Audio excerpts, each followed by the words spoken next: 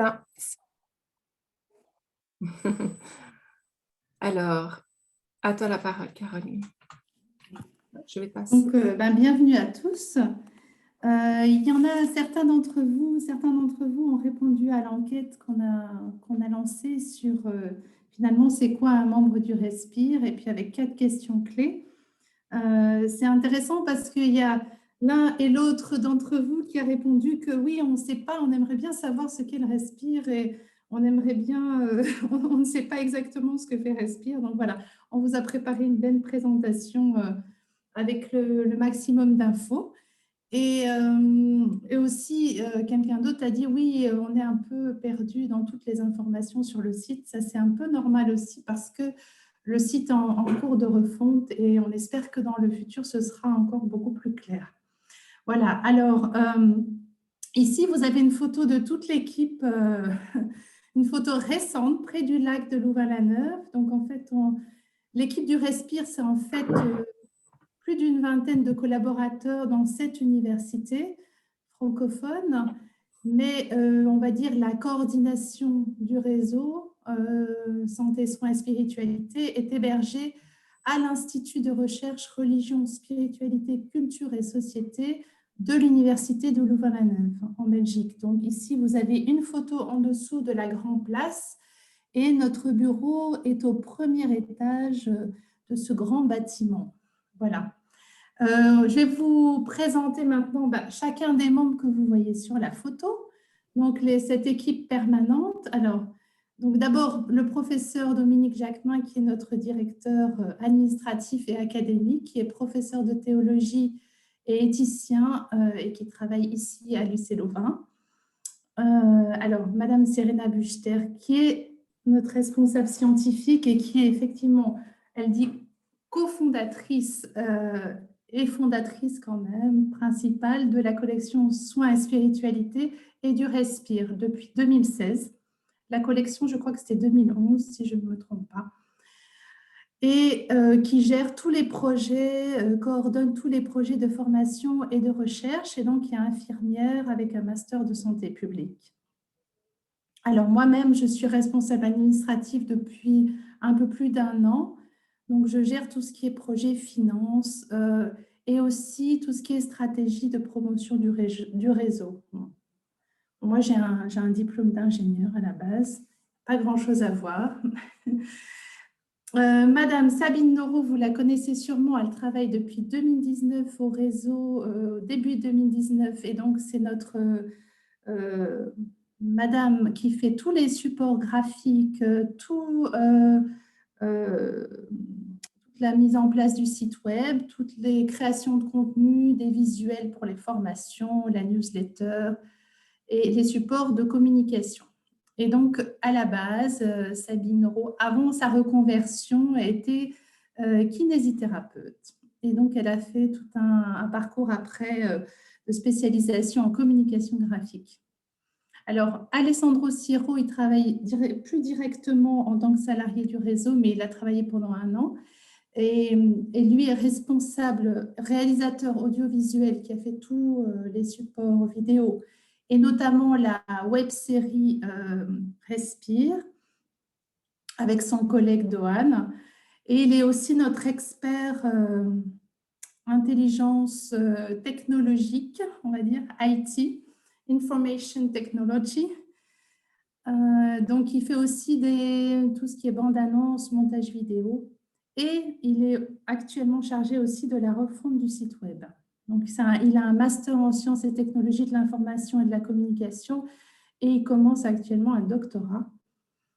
Amandine Crèvecoeur, vous la voyez.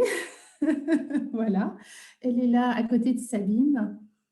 Et donc, c'est notre chargée de communication qui a mis en place toute la communication, notamment sur les réseaux sociaux, et qui organise tous nos événements et qui fait aussi de la création graphique. Et donc, elle a un bachelier en communication, information et communication.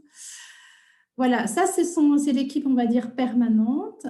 Et à côté de ça, il y a toutes les commissions du Respire. Alors, on a un comité de direction et 2 commissions, une commission pour la formation et une commission pour la recherche. Et il y a tous ces 14 experts qui viennent de Suisse, de France, de Belgique et du Québec, qui font partie de nos commissions.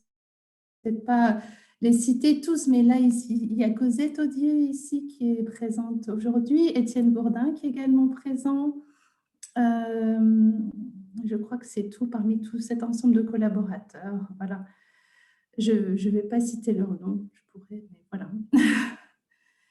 Plus largement, en fait, on a établi des contrats de partenariat avec 15 partenaires institutionnels qui sont co-constructeurs du réseau et qui portent dans différents projets qui partagent nos objectifs et qui vont certainement aussi être en première ligne pour la mise en œuvre de tous nos produits de formation notamment et de recherche. Donc, parmi ceux-là, il y a des universités, il y a des hôpitaux, organisations, institutions, associations aussi, et ça englobe aussi le Liban et le Congo, en plus de l'Europe francophone et du Québec. Et on a compté un petit peu l'ensemble de nos collaborateurs à tous les projets qu'on a pu mettre en œuvre. Et en fait, il y a à peu près 150 collaborateurs directs sur les projets actuels.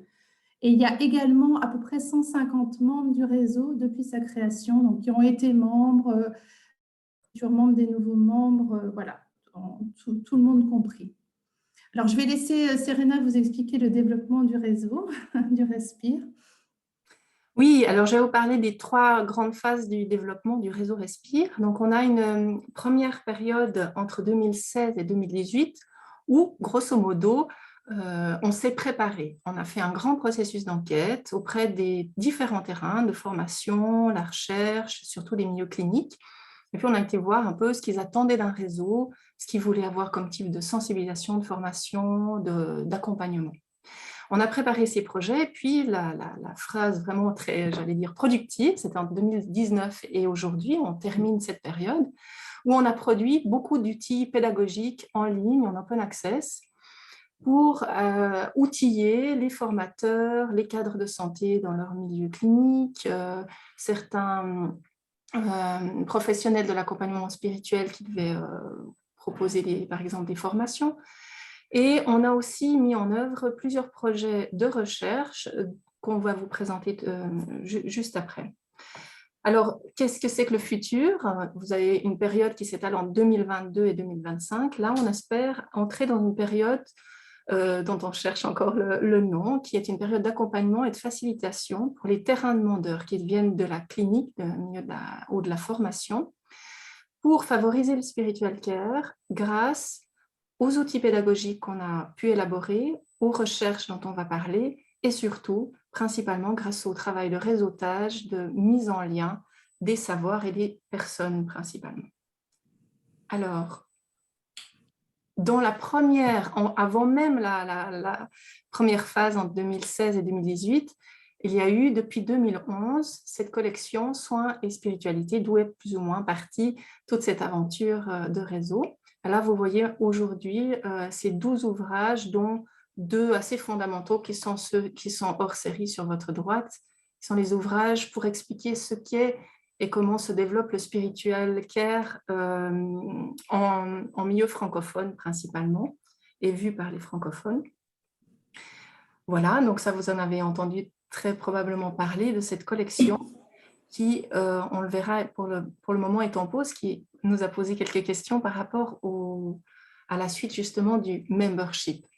Alors là, je vous présente les outils de formation en ligne, donc à la fois des outils qu'en général les personnes peuvent utiliser chez eux directement, mais aussi des outils prêts, une sorte de valise pédagogique pour des enseignants, pour des cadres qui voudraient les utiliser dans le cadre de leur formation. Donc, il y en a un centré sur l'articulation de spiritualité et religion dans les soins, un sur l'interculturalité en milieu de soins, la web-série centrée sur le thème de comment aborder la spiritualité dans les soins, et puis les formations à venir sur la migration, vulnérabilité, une qui vient de sortir la semaine passée, vous avez vu Bien vieillir et Alzheimer, Et tout ceci, vous pourrez le retrouver. Et donc, n'hésitez pas à télécharger ou à demander à Amandine et Sabine, que vous avez vu tout à l'heure, le catalogue, la brochure des formations. Alors, on avance dans les projets. On va parler des projets de recherche maintenant. On est en train d'arriver à la fin, à la finalisation de 5 projets de recherche avec les partenaires et les collaborateurs que vous avez vus, qui ont été esquissés tout à l'heure. Le premier, ça c'est un schéma assez impressionnant que Sabine a pu réaliser. Au fond, c'est un projet qui partait des modèles de spiritual care. Partout où on met en œuvre du spiritual care, à quelque part, il y a une sorte de modèle, de manière de voir le spiritual care. Et on a voulu mettre en évidence ces différents modèles et comprendre un petit peu comment ça s'articulait, comment les pratiques révélaient ces modèles. Alors, vous voyez une sorte de scanner et vous voyez des pratiques qui arrivent dans leur boîte. Et ce scanner a quelque part analysé ces pratiques et regardait dans quel contexte, quelle conception anthropologique était à l'arrière, quelle visée, quel type d'intervention en spiritual care il y avait, et puis quel type d'interprofessionnalité. Alors après avoir passé un peu au crible ces pratiques avec ces différentes conceptions, on arrivait à mieux décrire et mieux comprendre chacune de ces pratiques et pouvoir peut-être, alors c'est un peu caricatural, mais les classer en famille pour mieux essayer de voir, voilà, dans tel ou tel type de pratique, on retrouve ce genre de conséquences, etc. Donc ça, c'est un gros travail qui a été réalisé sous la supervision du professeur Pierre-Yves Brandt et d'un chercheur nommé Grégory Dessart à Lausanne. C'était un séminaire qui a rassemblé des experts. Puis après, il y a une deuxième recherche qui lui répond, qui est au fond la même réflexion par les pratiques. Alors, c'est vraiment de s'intéresser aux pratiques innovantes d'intégration de la spiritualité dans les soins, et puis de voir un peu ce qu'elle révélait, ce qu'elle disait de leur manière de concevoir le spiritual care, comment elle se mettait en œuvre. Et ça, c'est une recherche qui a été mise en œuvre par 3 équipes, donc en France, en Suisse et au Québec, sous la responsabilité de Nicolas Pujol. Donc, les résultats arriveront au mois de décembre, donc dans le courant du début d'année 2022, vous en entendrez parler. Puis une dernière qui est à cheval entre la recherche et le module pédagogique de formation. C'est une recherche autour des compétences en spiritual care. Nous avons essayé de voir, vous voyez dans ce schéma, quelles sont les compétences au fond de tous les professionnels de la santé, les compétences qu'on pourrait dire de base en spiritual care. Et puis sur la droite, vous voyez quelles sont les compétences spécialisées des professionnels de l'accompagnement spirituel. Et là, on est en train d'élaborer un module pédagogique sur ces questions de spécificité et aussi sur les questions de savoir, par exemple, savoir-être commun pour tous les professionnels. Et puis, on a traduit un standard qui existe, qui a été le fruit d'une recherche internationale plutôt du côté des soins infirmiers, un standard de compétences en spiritual care pour la formation. Voilà, ça c'est les 3 grandes recherches. Et puis, il y a aussi 2 think tanks qui sont autant, je vais passer à la dia suivante, de réflexion, de laboratoire d'idées mises en œuvre ces 2 dernières années, un sur les questions de santé, spiritualité et santé publique, qui a rassemblé des experts durant une année et qui va se poursuivre en 2022, voire plus loin. Et puis un deuxième think tank qui s'est passé en Belgique francophone autour du mandat pour l'accompagnement spirituel aujourd'hui et demain. Donc, c'était le think tank pastoral de la santé. Vous aurez bientôt le rapport de ce think tank et une vidéo de présentation sur le site. Alors voilà pour les projets de recherche. On a quelques projets qui se sont greffés ces derniers mois autour des projets dont vous venez d'entendre parler. C'est un projet de simulation pour des infirmiers, gardes à domicile et assistants sociaux en soins palliatifs à domicile. Donc, c'est dans le projet d'une formation assez large qui met en lien une haute école de soins, un réseau de soins à domicile et une fédération de l'assistance à domicile. Et c'est en Belgique. Alors, bientôt, ces simulations seront ensuite, une fois testées et confirmées, mises en ligne pour les simulations virtuelles. Excusez-moi, j'admets quelqu'un. Voilà. Ensuite, on a la web-série qui va continuer, la web-série Respire. Il y aura une saison 2 et qui va mettre aussi en activité plusieurs équipes au niveau international.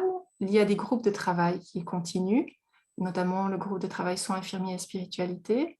Et au Grand Hôpital de Charleroi, il y a déjà un projet d'accompagnement à la mise en place d'une culture de spiritual care dans ce tout nouvel hôpital. Alors, maintenant, nos projets à l'avenir. Donc, on entre dans une logique d'accompagnement et de facilitation pour favoriser le spiritual care dans les lieux cliniques et les institutions de formation. Alors, pour ça, comme on le disait précédemment, on a des outils pédagogiques, on a les résultats de ces recherches maintenant, et principalement le réseautage.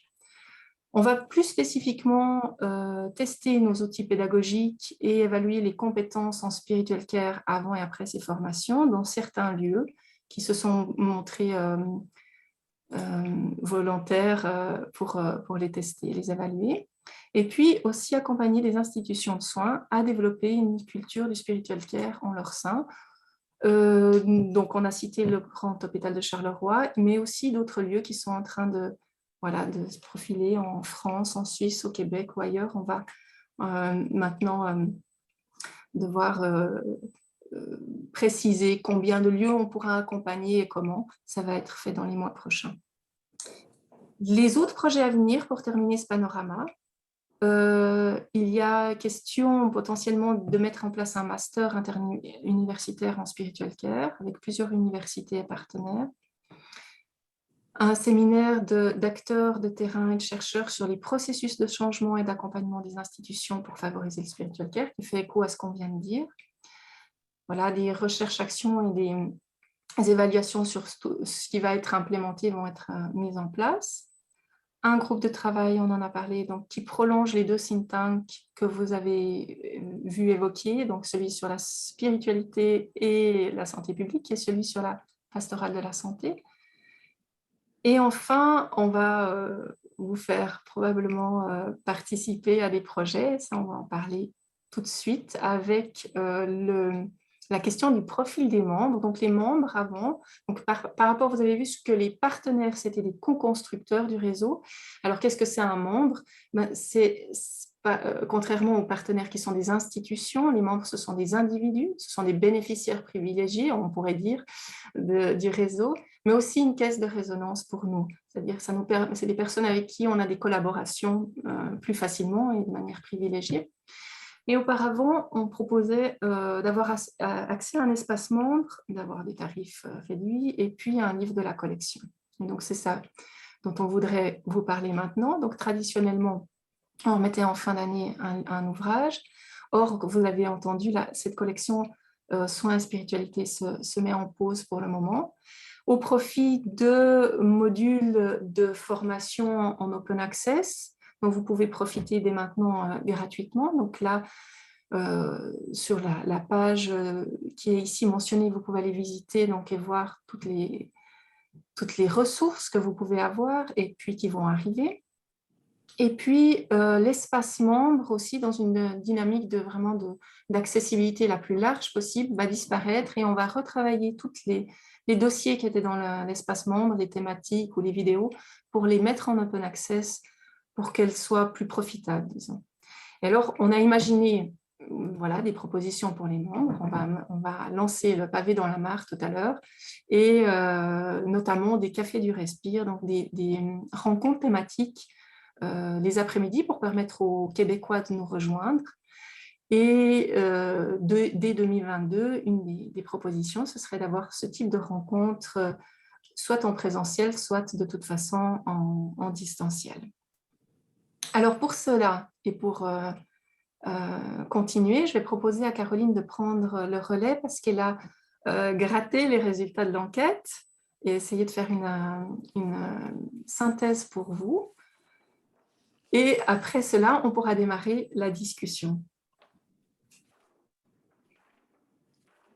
Ok. J'ai imprimé en recto verso, mais c'est pas grave.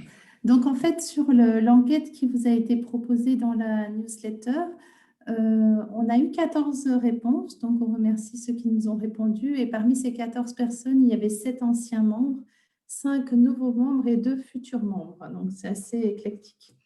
Alors, il y a 4 questions qui vous ont été posées. Pourquoi êtes-vous devenu membre du Respire? Que pensez-vous de notre réseau? Comment pourrions-nous vous aider et seriez-vous prêt à offrir du temps pour le réseau? Donc, je vais vous présenter un petit peu les différents types de réponses, question par question, et puis après, on pourra lancer la discussion sur chaque point. Si tu veux passer, Serena, à la slide suivante.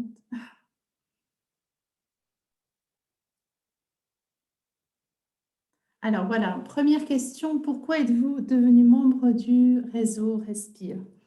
Alors, je vais vous lire un peu les différents types de réponses. Donc, il y a tout ce qui a trait à, pour profiter donc, au partage d'expérience, pour profiter de votre expérience et de vos recherches dans le domaine, voire pour certains, pour mettre en résonance mes propres recherches et les travaux du Respire. Il y a aussi toute cette connotation internationale qu'apporte le réseau. Donc, votre réseau est une initiative importante et nous permet, outre votre sensibilisation des soignants, de connaître l'actualité internationale et pour la communauté, le partage d'informations et les formations. Donc, alors, il y a aussi quelques aumôniers qui se sont exprimés, notamment une qui parlait de solitude dans sa pratique d'aumônière et qui avait besoin d'échanges et de partage. Et on nous a dit que ce réseau aussi était un réseau riche d'information et un lieu de partage et d'apprentissage. Voilà, donc il y a ces deux aspects qu'on retrouve, le partage, le besoin de partage et le besoin d'apprentissage aussi, voire d'approfondissement. Donc, ça, c'est la deuxième question. Que pensez-vous de notre réseau? Donc, c'était assez élogieux. J'ai mis quelques... Donc, c'est une excellente source d'information, sachant que l'information, on va essayer de la rendre encore plus facilement accessible, notamment en mettant un moteur de recherche sur l'espace documentaire qui vous permet d'accéder par type de médias et par thème directement à des ressources. Ça, ce sera mis en place dans le nouveau site web. Donc, c'est toujours cette réalité internationale qui vous apporte quelque chose, donc se confronter aux autres réalités du monde francophone. Donc, apparemment, plus je comprends votre manière de travailler, vos enjeux, plus j'apprécie votre réseau. Il a fallu dépasser des a priori. Donc, c'était intéressant comme réponse, je l'ai mise là. C'est Caroline. Donc, Respire est devenu une référence francophone en ce qui concerne la dimension spirituelle dans les soins. Ça fait plaisir. Et ce sont des personnes, effectivement, qui possèdent à la fois cette compétence académique et l'expérience de terrain. On nous a dit qu'on appréciait aussi les thématiques qui étaient abordées dans la newsletter et que c'était un réseau dynamique avec de la rigueur, de la créativité, de la diversité, de la convivialité, de l'ouverture, de la justesse et en même temps de l'ambition. Ça, c'est sûr. Très ambitieux, le Respire. Alors, on vous avait demandé de la manière dont on pouvait vous aider. Et il y avait plusieurs propositions, notamment en termes de temps de formation, temps de partage ou d'échange ou autres. Là, j'ai réparti un petit peu les réponses qu'on a eues. Et à 50%, le souhait, c'est d'avoir du partage et de l'échange. Un peu plus d'un quart souhaite de la formation. Un autre pourcentage souhaite participer à des recherches. Et puis, autre chose. Donc, pour certains, ils souhaiteraient s'impliquer dans une recherche. Enfin, ils seraient à disposition pour participer à une recherche auprès de patients ou de soignants. D'autres personnes, effectivement, c'est déjà leur travail et notamment, on nous a demandé de produire de la recherche interuniversitaire francophone qui mène à des données probantes sur les effets de l'accompagnement spirituel en santé. On nous a demandé aussi d'approfondir la question de spiritualité dans les milieux de santé laïque.